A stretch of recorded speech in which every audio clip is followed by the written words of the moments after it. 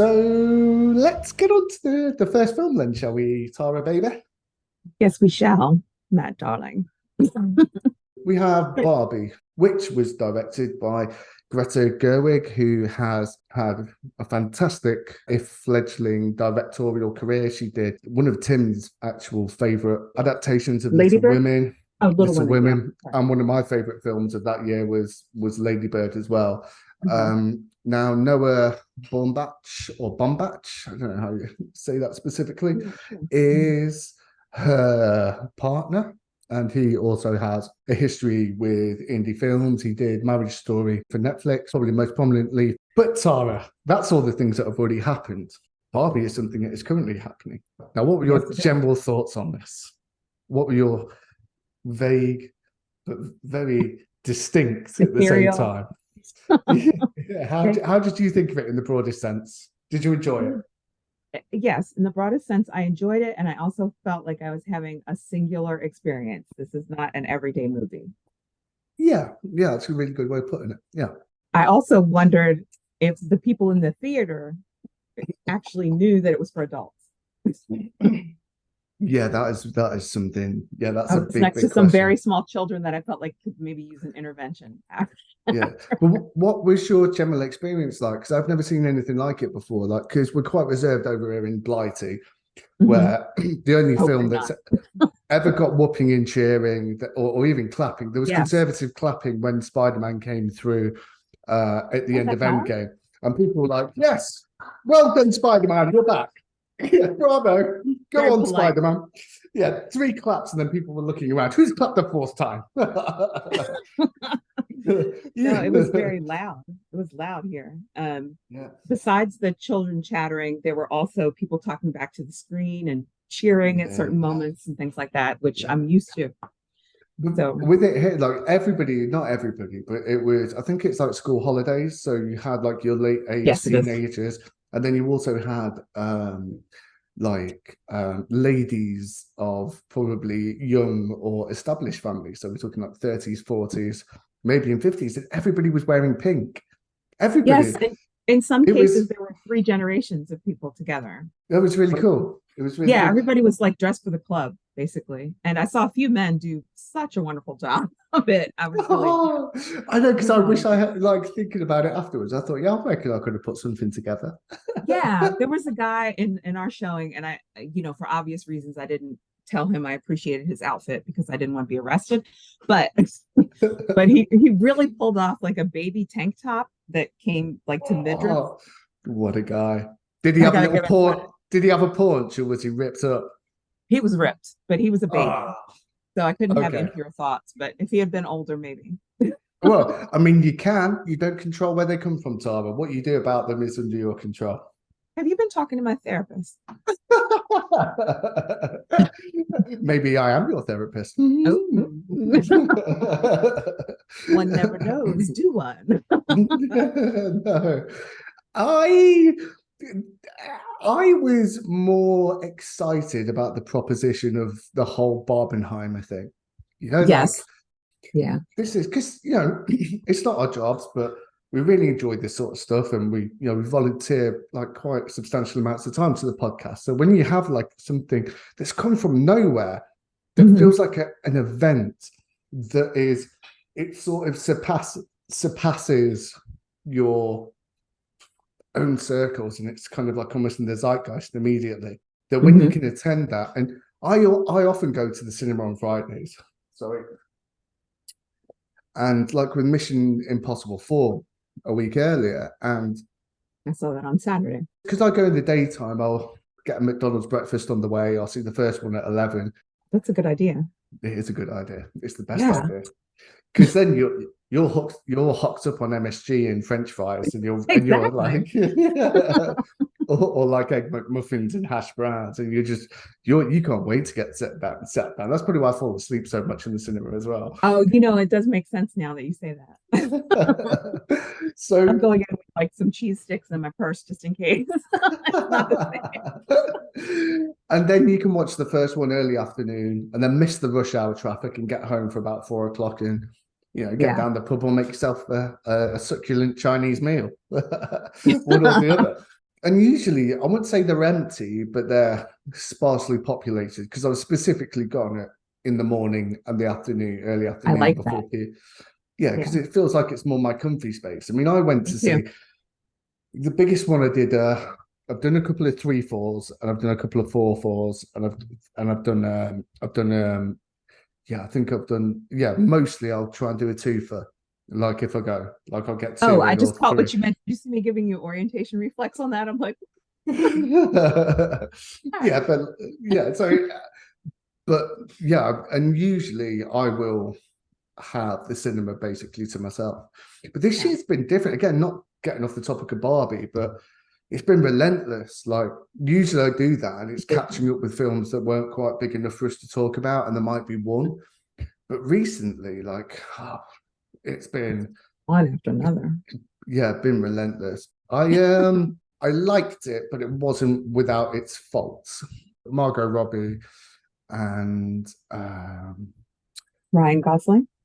Ryan Gosling. They didn't do it tongue in cheek. They committed to the characterizations of Barbie and Ken. Set design, like I felt like I was in a toy set. The way that they took the finer parts of playing with the toy kit and Mhm. translated that into a film was really. But then when it went into the actual story, I was really impressed in the way that they did it. And you're absolutely right. This isn't a kid's film. Not at all. Not at all. I Not could at hear all. them disengaging when it got to the real part of the movie. Greta Gerwig knew exactly the type of film she wanted to make. All power to Warner Brothers for, I don't say many positive things about Warner Brothers, but all power to them for allowing her to make this film. And also, Barbie as a brand, it satirized it and it pointed out its faults, but it also pointed out its positives. So fair play to Mattel for allowing this film to be made in this way. Even poked a bit of fun at themselves, which I thought I really wasn't expecting them to. So I thought that Yeah. was a surprise. A couple of the things that I let itself down was consistency of, That's fair. are we going for realism or are we going for like fantastical realism or Mhm. realistic fantasy? And some scenes were a bit, oh, but I thought we were in the real world now. How come it's looking like this now? Like we had a very Yeah, I got serious confused moment, a couple. and now Yeah. we're in this sort of almost like pseudo dance sequence that would have been Yeah. appropriate in West Side Story or something. Do you remember reruns of shows like The Monkeys where they would have like, Exactly, yeah. yeah, that's what it reminded me of. It was like a diversion from the main plot. Yeah. Or the Yeah. end credits of an episode of Benny Hill. Yes, exactly the same. So while there was a clear message, at times it mixed its intent a little bit because it was sympathetic to Cam in one Mhm. instance, but then one or two moments when it was almost out of character, stare at the camera and make a speech about the patriarchy Yeah, it got a little or speechified. about, you're doing really well. You're letting people make their own minds up, and you're giving quite a balanced viewpoint on most things. And now I feel Mhm. like you're stopping the film and just looking at me and telling me. Given how great that temptation could have been, though, I felt like they were very restrained in terms of how much they did that. Because I would have been tempted. This is the kind of thing I'd lecture on, literally. Yeah, So to not give in to the urge to be like, well, we're all here. Let me tell you what this really is, kind of thing. yeah. Yeah, I think there was some restraint shown there. They played Ken as not like antagonistic, but they showed from a male point of view. I wouldn't say from the male gaze because that always has like negative connotations. But Do you know the anniversary of that was like a couple of weeks ago? It's timed perfectly. what's that? Sorry, The male gaze had its 40th anniversary recently, or was that a 50th. film or? No, just the idea of what is Oh, it, Maud? really? When she put the idea out, it was 50 years ago. Yeah. Right, right, And I don't right. know if that was an incredible coincidence or not, but I got like a queued up article about it in Yeah. my feed. But I think it did a really good job of seeing how despondent young men are and trying to find, somebody to respect them or somebody Yeah.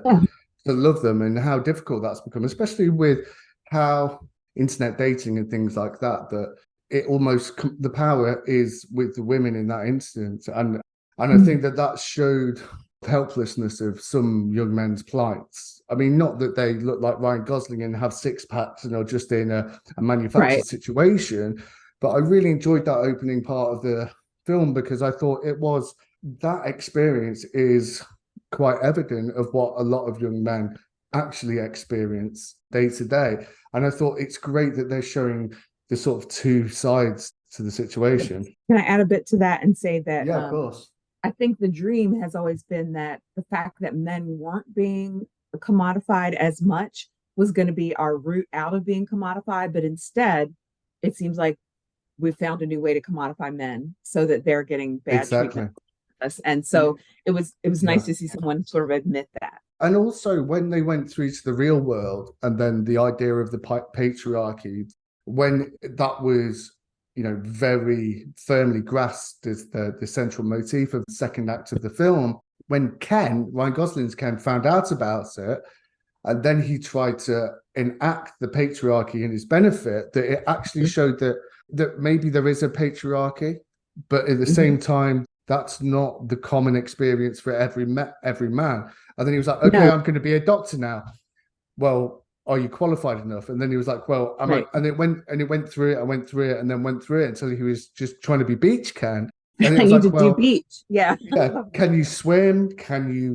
Do you have like life-saving abilities? And he was like, no, I just No, I beach. can beach. Yeah. Again, like it was this really well balanced discussion of, everybody has personal boundaries. It's difficult for everybody. And that was kind of like equally oppressive to both men and women in that structure. Yes. Yeah, I think they really hit the sweet spot with that. Like I I did as could well. almost, yeah, in the back of my head, I was kind of hearing for your consideration. Yeah, do you know what? I was almost clapping. I was almost clapping. I was Me almost too. Some clapping. women in our theater did clap, Yeah, especially yeah. during the monologue that I just lost her name, America Ferrera gives about how much frigging work it is just to live up Yeah. to all the image. Yeah. Oh God, yeah. And that was one of the Yeah. moments for me when I was like, "Oh, okay, let's stop the film and let's listen to you." Okay, but I was just that's the difference is that I was kind of excited by the feedback from the audience Yeah, because yeah, I yeah, thought yeah, I yeah, was going to yeah. be the only nerd like rooting for that part, and I heard that I was not alone in the theater. Oh And my God. Sorry to and interrupt you. Go on. no, but I went with my childhood bestie, and we laughed at each other because we both just accidentally picked olive drab instead of pink, and I'm like, well, we're going to see GI Joe clearly, and everyone else. And my Barbie did date my GI Joe. I actually at some point want to talk about our Oh, personal see? experience with Barbie. Yeah. So I have a double hit for you here. So when I was a kid, the viewers can't see me right now. So I am black, but in an ambiguous sort of way. So if you look at me, I'm sort of a Rorschach test for what you think. So people often walk up to me and speak Spanish. Like I never know what's going to happen. Sometimes they think I'm Asian. There's all kinds of things that I get, assumptions I get. When I was little, my parents gave me Malibu Barbie and Skipper and told me that like because they were tan, I thought they were, and I'm going to use the American term, light skinned instead of just regular light skinned did. And I played with them thinking that I had found my niche and later was like, oh damn, I'm never going to be Barbie. And and I instead we ended up playing Land of the Lost because I don't know if you've ever seen Malibu Skipper, but she is a ringer for the lead in Land of the Lost with the dinosaurs and Right, stuff. right, right, right, right. So between that drama going on and I must admit, like I don't know what I was seeing. Well, I know a little bit because of therapy. What I was seeing. But we definitely played domestic violence Barbie. We definitely played sexualized Barbie. We did things like leave them in the Barbie's house alone, and then one had fallen over in the night, and we'd be like, Ken was a little hard on her. So, are you shocked? He's speechless. No, no, I'm listening. I'm listening. This is a rare occurrence. I've made Matt speechless. I want this on record. Yeah, This yeah. is what he does to me. I have never actually done it to him before this moment. But I'm so excited right now. I'm just going to be pleased with myself quietly. We'll take a But moment. yeah, take a bow. And I did use the GI Joe accessories to play with my Barbie. So she did make Ken the cuckold in the situation and make Barbie really GI Joe and ride in his Jeep and stuff like that. And Ken was sort of racing around in her Corvette and trying to keep her from singing in the nightclub because I also had like a one of those fashion, what do you call them? Beauty pageant Barbies. And so she Right, right, came with right. this silver spangled gown. So that meant she was like a hoe out singing in the clubs when Ken went to work. So it was really a lot that we did. And there was a book also in the 90s called Mondo Barbie. Have you heard of it? No, I have not. I mean, eager Okay, to so find out though.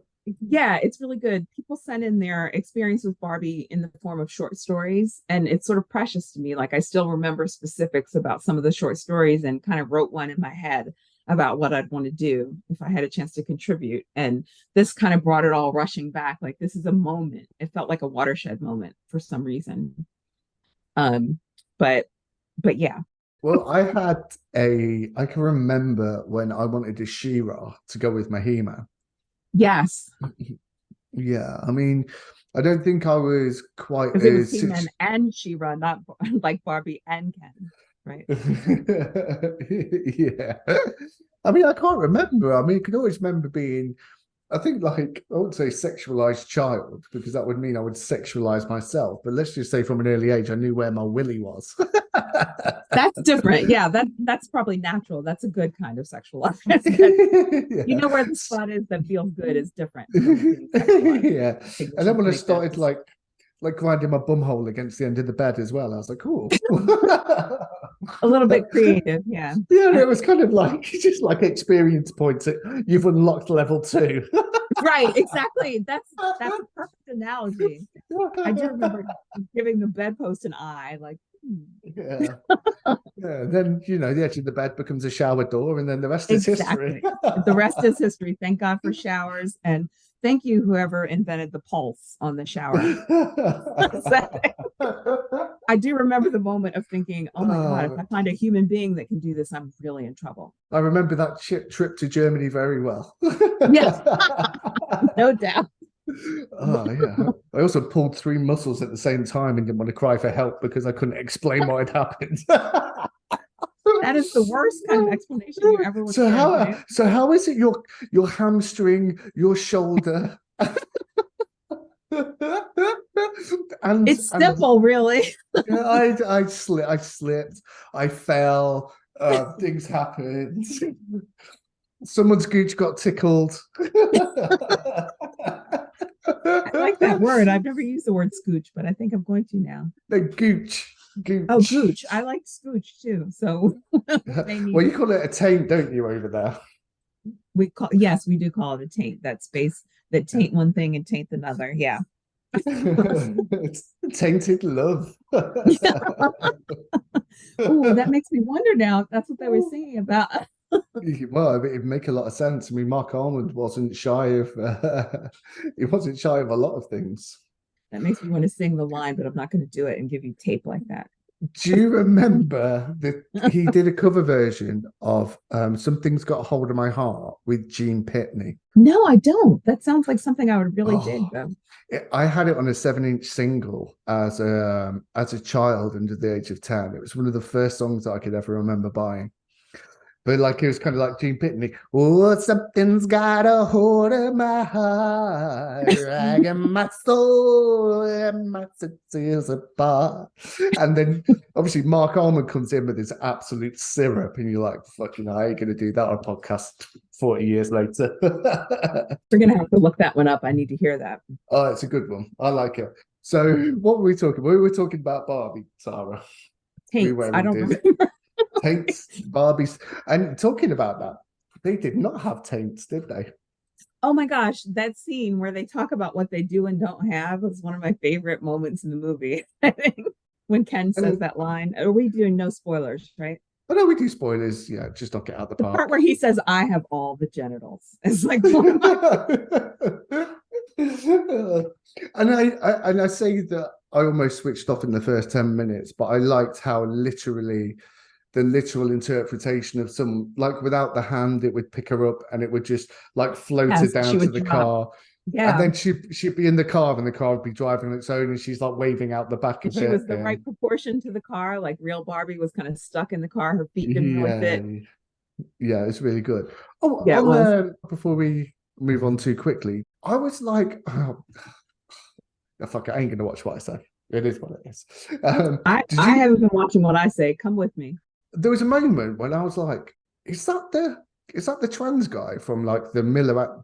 I was like, is it because it looks a little bit like him, stroke her. Shit, is that trans Barbie? And it took me a long, even in the final scene that she was in, Ryan Gosling's Ken was in front of her going, "You are absolutely beautiful." I was like, that's.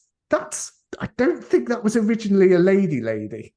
I missed that. I missed that actually. But Now, it was, there's twofold questions. One, there's 2 points, and I think they're contrary to each other, and it depends on which side you fall into. One, inclusion for inclusion's sake. Has there ever been a trans Barbie? Are we just ticking a box? Are we just doing this to get a reaction? Second of all, the fact that it took me a good couple of minutes this morning to even find out who the lady actor the actor was. was Yeah, says to me that it wasn't. However, there has to be some intent there in the first instance to provide it, absolutely. but they didn't make a song and dance about it in the film. Which is the way it should be, honestly, It, I think. It's yeah, just happening instead of like, let's put a spotlight on it and say, woo, watch us with our and that's the way it included. should be. Yeah, And yeah, when you absolutely. I think that's and when you really have to think about it that much as well, you just say fair play to the lady. Like you've done a good job at being a absolutely. trans lady. Like you're winning. You're winning at being trans. Like Yeah, absolutely. I have not even seen one thing said online about it. Like, there's not been any. I mean, don't get me wrong, I don't bother with Twitter anymore. No, but But on Google, all my stuff is about films or Leicester City. So right, I that usually makes sense. like, what people really think about, or like, so I think it went unnoticed by and large.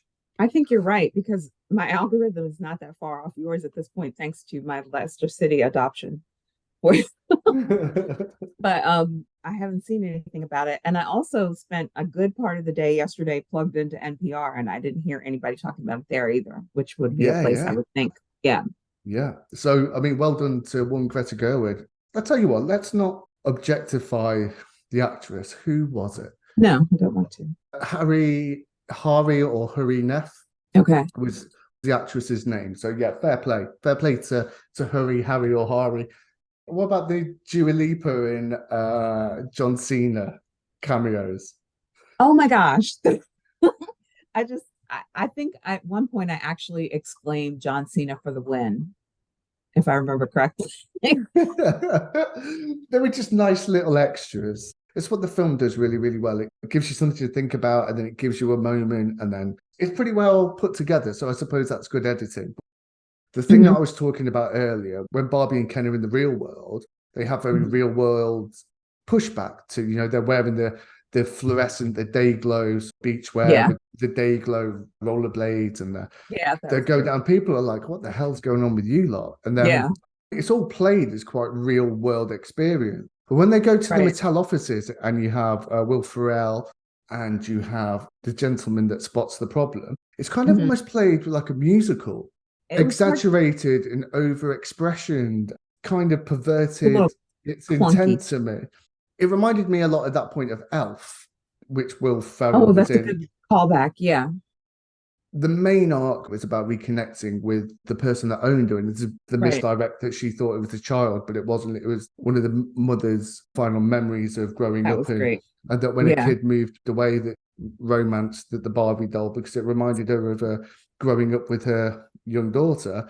Hmm. And although it came back to a lot more of like a traditional comedies trope sort of thing, as opposed to the almost absurdist realization of Barbie, Hmm. that when we then went back to almost surrealist musical elements with Will Ferrell, I was kind of, well, I thought we'd taken the step beyond this, and now we're sort of injecting it in against what you've told me this part of the film is. Yeah, it sort of felt like a stutter step. I remember in the movie, my best, my childhood bestie and I looked at each other and simultaneously said, "What the fuck?" You know, and Yeah. sort of shrugged, like, we'll just roll with it. But what's going on here? We just kind of went, okay, we'll let them have that, but we don't understand it. Maybe it'll make sense later, kind of thing. And that was jarring at that point. Even the way that they used who was the narrator? It was a really famous lady. Helen Mirren. Helen Mirren, exactly I thought it right. was Hannah Waddingham And I was so excited. And then when I found out it was Helen Mirren, I'm like, of course.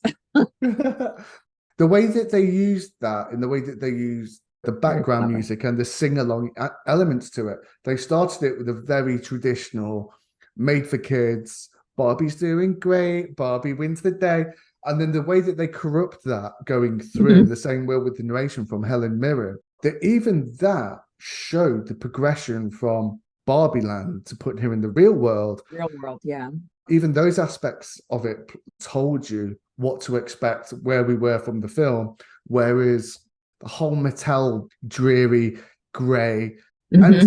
their role was almost, do you think it was just to purely placate Mattel? Because in the end it was kind of like, well, we were only doing these anti-feminist villains, patriarchy, Oh, that's a good and point. and then by the end of it, all we wanted to do was give little girls something to play with, and we'll help you save the day kind of thing at the end. That does fit in with her whole bit about what do you mean the real world's not perfect? We set out to make it better for women. What do you mean it's not working that way? Because it absolutely didn't work that way. It kind of worked the Yeah. opposite. Yeah, that's I think that's a good point. I'm ready to get on board with your point there. And that's a good way to still leave Mattel in a bit of a good light so that they could get on board with this. Because when at first I was kind of like, did they agree to this? but but when you say it that way, it makes perfectly good sense that they would Yeah, be. like we're going to be honest about the film, but in the end, we're going to show you to, your intentions were true, and we're actually going to put you into the resolution of the film. That's Right. It felt a little bit forced, so that makes sense that they yeah, needed it to does. do Yeah, it. Yeah, it yeah. makes a lot more sense. If there was ever anybody to play Barbie, it was Margot Robbie, He was and built for that. I need to be honest with you, Tara. There was Uh-oh. a point after about of an hour into the film, and I had a massive stiffy. Like not even like half mast. This was a fucking Really? tempo. Hold on. I No, was I did sitting at the not. cinema on these reclining seats, and I was like, "What the fuck is going on here?" Looks like we're crossing our For your legs for the next transparency. hour. I wish I could give you some kind of counterpoint that would make you feel better, but I It didn't was get, it was outrageous. Like yeah, literally, I just looked down and went, because I mean, especially some of the shots from back with her walking away with the little she unbelievable, mate. That's what did it. And I was thinking, look, it's not, it's not against the rules to be stirred romantically while you're watching an attractive woman no, it is totter not. away wearing very little.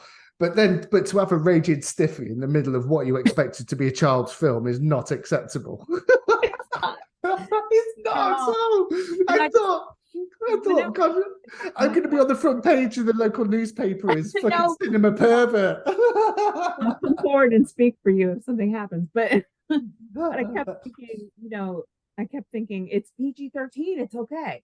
Do you know what I mean? When I had other thoughts that were very Mm. adult, I kept thinking this is not really meant for children. It's not my fault that people brought their children.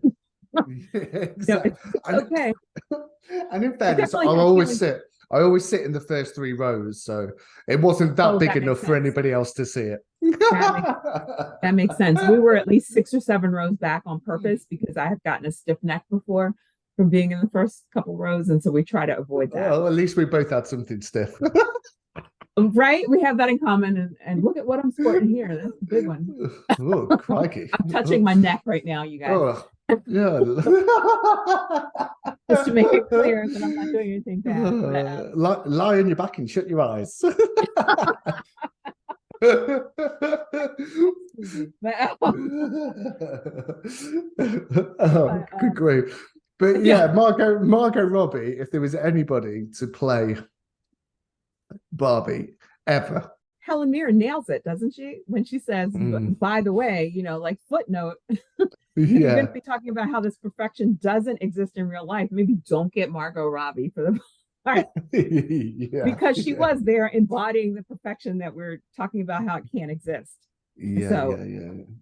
And what I liked about it as well, on that note, in more seriousness, that I noticed that none of the actors that played Barbie, none of them were MCU bodied. None of them were. They that's had a good, a nice natural shape. There was no six packs. There was no cum gutters. There was no obliques on show.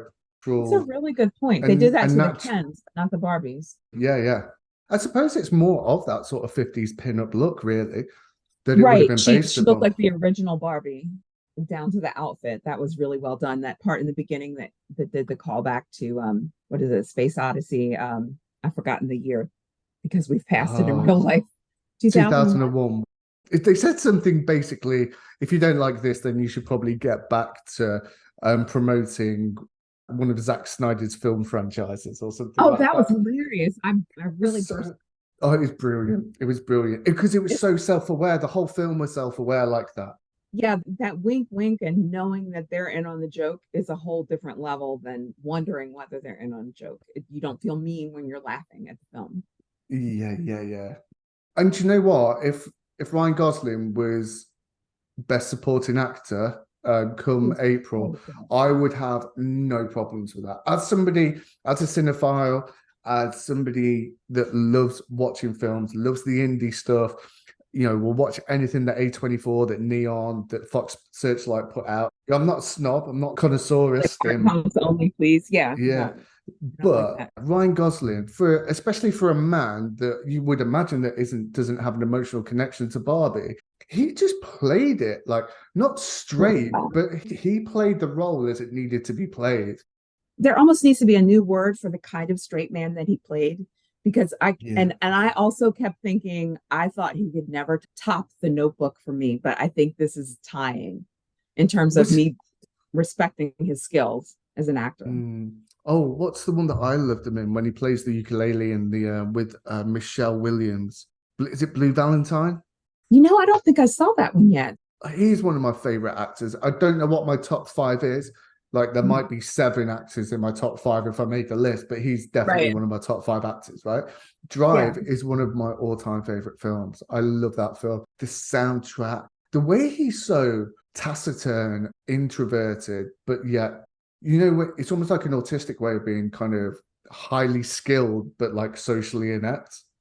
Yes, that's a really hard balance to strike, and he seems really good at it somehow. Oh, he's brilliant. I And don't then know to be anybody able, I could compare him with, even. Do you?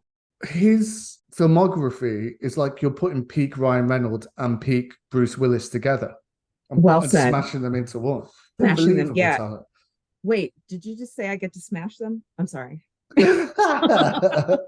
I mean, for me, you can do it, Tara, baby. Do you know what I mean? Okay, Like I'll let you I'm good. watch because I'm that I'm kind of good at girl. that. Oh, oh, I want to join in though. I'm not good at watching. But who likes a cock anyway? Jump in. Oh, good grief. And I tell you somebody else that stood out to me in this, who is somebody that I have never enjoyed at all. And I don't even think she was particularly funny on Saturday Night Live on the clips I've watched, but Kate McKinnon in this is Weird Barbie. Just, take a bow. She was brilliant. Nailed it. She knew what was expected. She knew the remit. She did wonderfully. And that could have been so ruined by overplaying it that she didn't go there. 100%. 100%.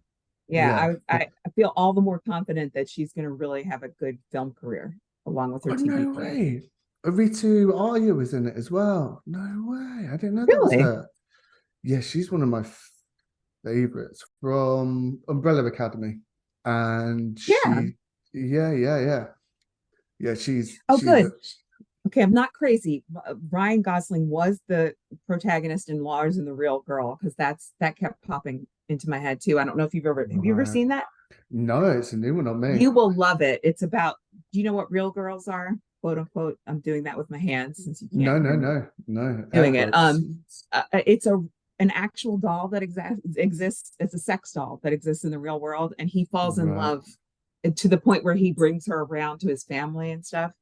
And it's like perpetually awkward in the best possible kind of way. You really need to see it. And what's that one called again? Lars and the Real Girl, and I can tell you that I just looked it up on IMDb because it was bothering me. 2007. Oh, so I it's have one it of on those ones DVD. too. If we Wow. lived closer, I could just drop it off at your house. Yeah, but I think the Stay travel with cost, it. you're probably better just, I don't know, cutting a finger off and sending it in the post, to be honest. That would be less stressful. Yeah, it's I think we would enjoy watching that one together because it's just so I don't have a word for the level of awkwardness that exists perpetually in that film. Do you know what? That seems to be. I mean, he did the Notebook in 2004. Those bits before Young Hercules, Mhm. when I think he was actually Hercules in that, wasn't Was it? he? Yeah, he was Hercules in the Young Hercules. How preposterous! But he was in Half Nelson, Yeah, Murder Fracture, by Numbers, all kinds of Half good Ne- stuff. Yeah, it Lars and the was. Real Girl, and then he No hit pun Blue intended. Valentine, All Good Yeah, Things, Drive, Crazy Stupid Love. That was really his breakout period. it really was. He was blowing up. Drive was 2011. Okay, Only God Forgives was 2 years later, and then wow. So between Blue Valentine, he did Driving. So Driving 2011, Crazy Stupid Love 2011, Ides of March 2011, Drunk History 1 episode 2011, Place Beyond the Pines to 2012, Gangster Squad 2013, and Only God Forgives in 2013. I think, was that the same creative team? Only God Forgives is Drive, maybe the same writer or I'm director not or sure something to like be that. honest, because I didn't see Only God Forgives, but I saw Drive. But look, so writer director Nicholas Windling Refn was Only God Forgives. And let's take a looky look at Drive. Director was Nicholas Winding Refn. Yeah. So, There was. oh, I thought they were quite close together, but I didn't realize that his output over that time. That's crazy. How did I forget Albert Brooks was in that? I love him, but I won't Look get at us off. how, even when you look at like after Only God Forgives, 2 years break, The Big Short, The Nice Guys, La They're La not. Land, I feel like La La Land was when the volume went back up on him. Blade Runner 2049, First Man. He's been consistent for almost 20 years. Can I just tell you, this is embarrassing, but there were several parts in the movie, and I'll just reiterate for you that I was totally sober at the movie. Like I was daytime weekday Tara, and I just kept getting fixated on things like how precisely they cut his hair and how he moved, and Yeah. like all the there were so many little tiny elements that made his performance so spot on that I just was Yeah. like, I hope this doesn't get looked over in the Yeah. somehow. It's not Like I easy said, what he did. no qualms about him being in the best. I suppose there's only five, so maybe that changes it a little bit. But let's say he was in there, I'd have no qualms. But I suppose it's not like 10 with best film, is it? So, but yeah, I that have was heard, fantastic. yeah, I've heard at least one reviewer say they think that there's going to be an Oscar nod for him. So Yeah. yeah, but it's July, so I should just shut up. It's not even the Oscar season yet, but Four of those five spots will probably be taken up between December and in April, but that's they'll what be. I'm thinking too, because that's the season. Yeah. Yeah. So, do you have anything else to say about it?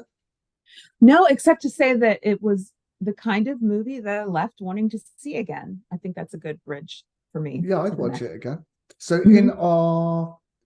in our way of rating a film, you only recommend that somebody watches it, or you don't. You can't 7 out of 10 watch a film. So, No, what we do don't you? need numbers. We don't need no Yeah, stinking numbers. we I don't would need no definitely sinking recommend. numbers. Yeah, I would too. Yeah, I would. I Definite would. recommend.